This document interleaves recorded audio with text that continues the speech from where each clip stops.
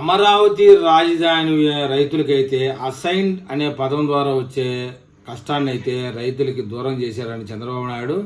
అయితే అమరావతి రైతులు ఏం పాపం చేశారేమో కానీ రాజధానికి భూములు దానం చేసినప్పటి నుంచి విపరీతమైన కష్టాలు, ప్రభుత్వం మారి కష్టాలు, వాళ్ళు ఇచ్చినటువంటి రిటర్న్ ఇచ్చినటువంటి ఫ్లాట్లకి బ్యాంకులో లోన్ లేవు కష్టాలు, ఇంకా సరైన సమయంలో కౌలు అంత కష్టాలు, ఇన్ని కష్టాలు పడుతున్నాడండి రైతు.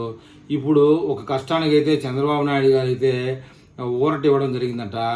అమరావతి రాజధాని రైతులకు ఇచ్చిన రిటర్నబుల్ ప్లాట్లలో అసైన్డ్ అనే పదాన్ని తీసేసి పట్టా భూమిగా పరిగణించి వాళ్ళకి ఇవ్వాలని చెప్పేసి చంద్రబాబు నాయుడు గారు ఆదేశాలు జారీ చేయడం జరిగింది. ఏపీ రాజధాని నగర నిర్మాణం కోసం అసైన్డ్ భూములు ఇచ్చిన రైతులకు ఇది మాత్రం పెద్ద ఊరట అని చెప్పాలి. ఊరట కల్పించేలా రాష్ట్ర ప్రభుత్వం కీలక నిర్ణయం తీసుకుందని చెప్పాలి. ల్యాండ్ పూలింగ్లో అసైన్డ్ భూములు అప్పగించిన రైతులకు ఇచ్చే రిటర్నబుల్ ప్లాట్లను అసైన్డ్ కాకుండా పట్టా పేరుతో జారీ చేయాలని నిర్ణయించింది. ఈ మేరకు ఆదేశాలు జారీ అయిపోయాయి. రిటర్నబుల్ ప్లాట్లలో అసైన్డ్ అని ఉండడంతో అవి కొనేవాళ్ళు తక్కువ రేటుకు అడుగుతున్నారు, అమ్ముడు పోవడం లేదని రైతులు ప్రభుత్వం దృష్టికి తీసుకెళ్లడం జరిగింది.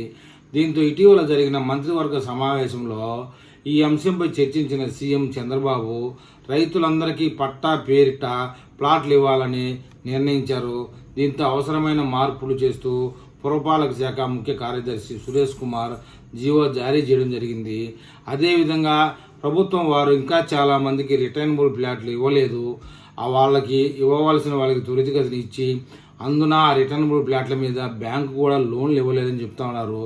ఆ లోన్ల కష్టాలు కూడా చంద్రబాబు నాయుడు గారి దృష్టికి తీసుకెళ్లి పరిష్కరించాలి అని చెప్పేసి సిఆర్డీ అధికారులని అమరావతి వాసులు విన్నపాల మీద విన్నపాలు అడుగుతూ ఉన్నారు. కానీ ఇది చంద్రబాబు నాయుడు అమరావతి రైతుల విషయంలో ఒక్కొక్క కష్టాన్ని తీసేస్తూ వస్తున్నారు. ఇవి కూడా తొందరగా రైతులకి ఆ రెండు కష్టాలు కూడా తీసేస్తారని ఆశిస్తూ ఉన్నారు.